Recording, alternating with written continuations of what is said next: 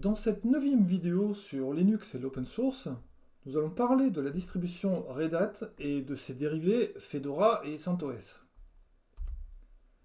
En novembre 1994, l'entreprise américaine Red Hat, fondée par Bob Young et Mark Ewing, publie la première version de sa distribution Red Hat Commercial Linux, qui sera renommée en Red Hat Linux.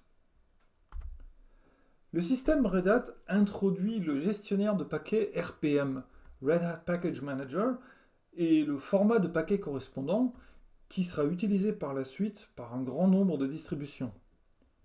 RPM est le premier gestionnaire de paquets à prendre en compte les dépendances entre ces derniers.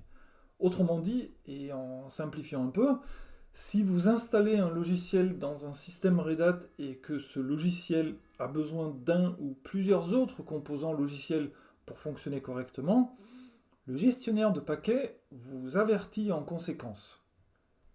À partir de 1999, les distributions Red Hat utilisent l'installateur graphique Anaconda, dans le but de faciliter la procédure pour les utilisateurs novices.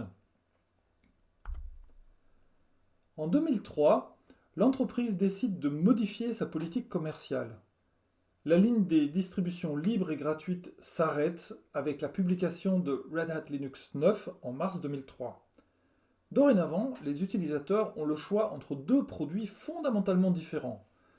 Red Hat Enterprise Linux, une distribution commerciale et payante, et Fedora Core, renommée plus tard en Fedora tout court, une distribution libre et gratuite sponsorisée par Red Hat. Le projet Fedora jouit actuellement d'une popularité assez considérable, surtout sur les postes de travail, mais pas seulement. D'un certain point de vue, cette distribution fournit les versions de développement successives de Red Hat Enterprise Linux. Autrement dit, une distribution Red Hat Enterprise Linux peut être considérée comme une Fedora stabilisée et qui bénéficie de mises à jour sur une durée prolongée. Puisque Red Hat respecte scrupuleusement la licence GNU GPL et publie le code source de son système Red Hat Enterprise Linux, rien n'empêche les utilisateurs un tant soit peu chevronnés de le compiler pour fabriquer leur propre système cloné. En pratique, une telle compilation n'est pas une opération triviale, mais c'est effectivement ce qui se passe avec la distribution CentOS, Community Enterprise Operating System. Le projet a été initié en 2004 par un petit groupe de passionnés de Linux.